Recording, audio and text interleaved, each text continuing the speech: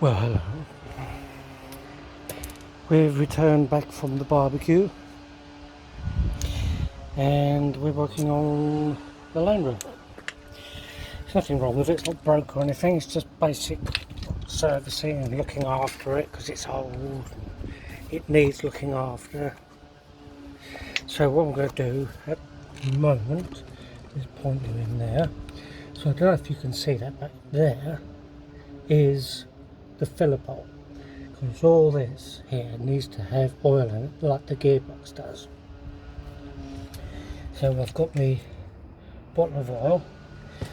You'll have to excuse it being backwards because otherwise I can't see what I'm showing you. So there you are. So what we're going to do is we're just going to check the oil level. So let's go put some gloves on. We'll be back in a moment.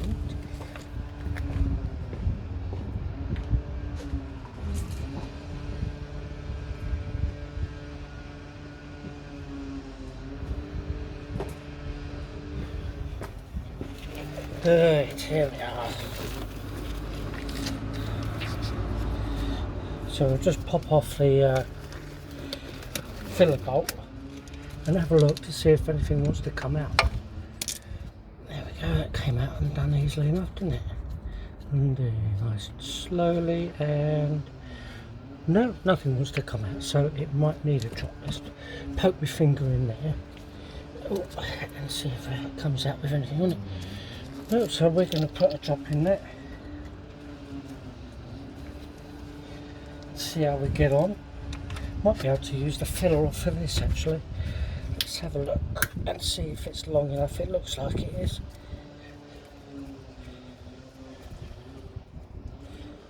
And we'll see what we can get in there.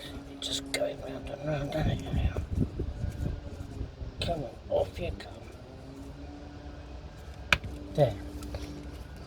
Right. Poke the nozzle in the hole and slowly squirt it in there. Oh, it's taking a bit, isn't it?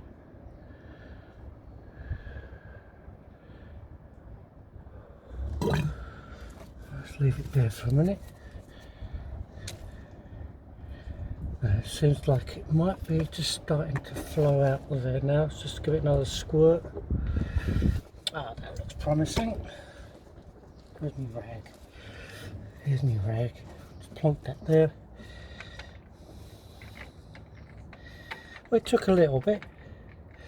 So this is called the swivel hub housing. And when I can get this thread to line up, I'll put the filler bolt back in. There we go.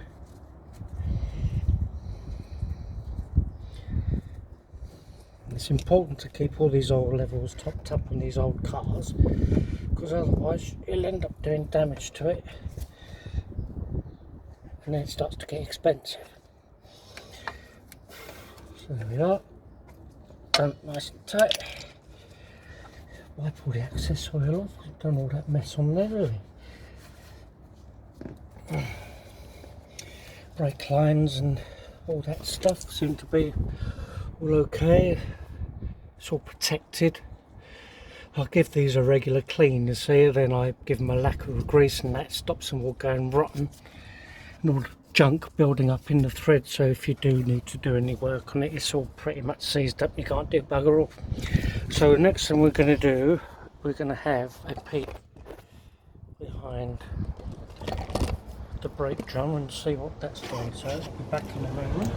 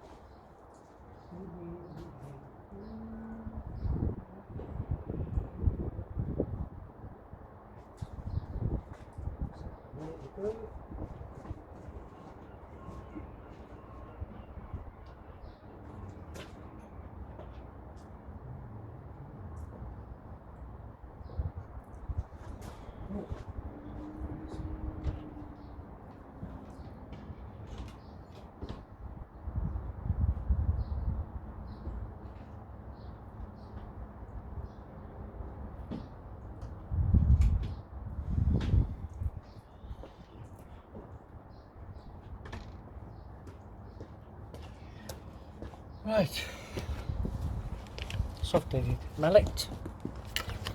So here is a locking screw. Now when you take these off and put them back on again, it's important to put a little bit of copper slip on there because it'll seize up. Before I knock this over and spill it everywhere, I'll put the lid back on. Okay, stick that over there out of the way. Right, let's just loosen it up.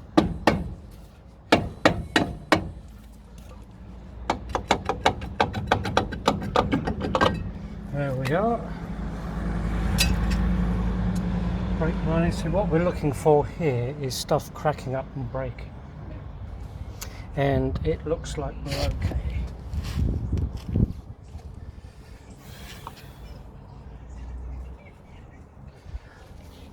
Not so bad. Got a little bit of grease here, so it might have a leaky bearing seal there. I don't think there's anything loose. That's all tight.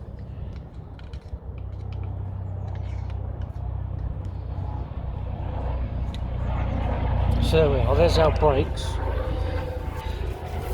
So there's a little tiny weep down in there of some oil, which shouldn't be there, it should be dry in there.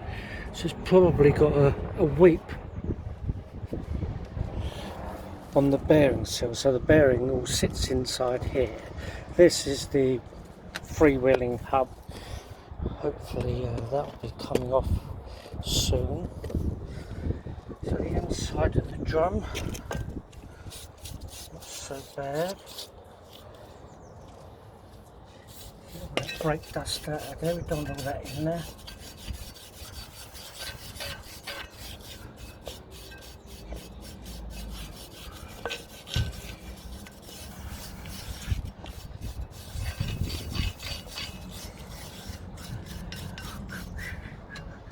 You'll see also on these brake drums is that you've got a little tiny hole here. What this little hole enables is if you get water in the drum, the water goes out through the hole. And there's 4 of them. So we've got 1, 2, one of them there's blocked up, so we'll get that in there and see if we can't blow it out. Obviously don't blow the WD-40 into the drum because that will lead to brake malfunction. You don't particularly want that. So there we are. The brake drum is in good order, there's no cracks, which is good. Nice clean surface. There's no oil getting onto the brake linings themselves. So I don't feel I've got anything to immediately worry about, so I've got time to get the oil cells and stuff, but there's nothing majorly wrong with that. So what we're going to do, we'll plonk that back on there. He says, these words, go and get a bit of copper slip, as I said, for that screw.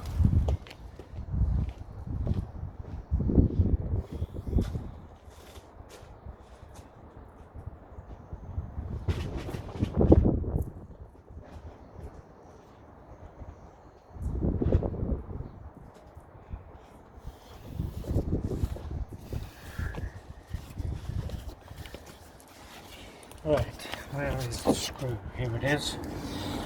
Copper slip. And in case you don't know, this stuff, it helps things to stop seizing up, because that's never a good thing. We'll plonk that back in there.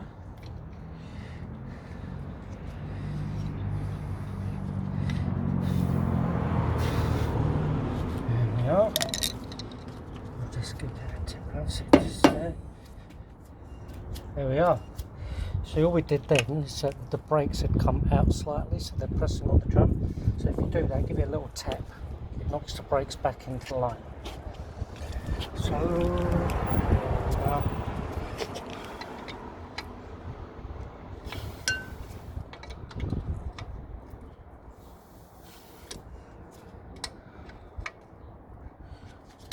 in case you're wondering what I'm doing, there's an adjuster behind here. I'll show you where that is actually, so that you know. Just behind here. Where is it now? Here. Can you see where my finger is? There. It's called a snail adjuster because inside it looks like a snail basically. So I'm just going to roll the drum backwards and forwards, and I'm going to give it a tap each time it gets stuck like that.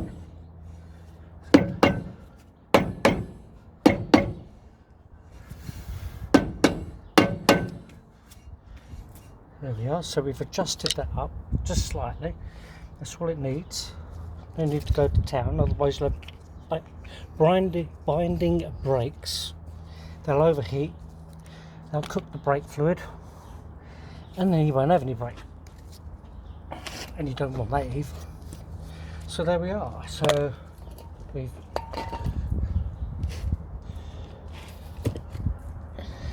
cleaned up shocks, got all the crap off of the brake lines, cleaned up all behind here, all this lot here. That's the back of the brake cylinder where the bleed nipple is.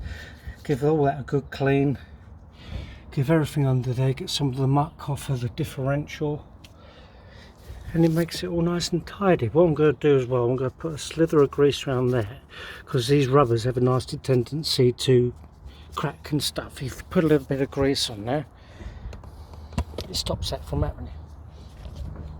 And then when I finish this, I can move to the other side.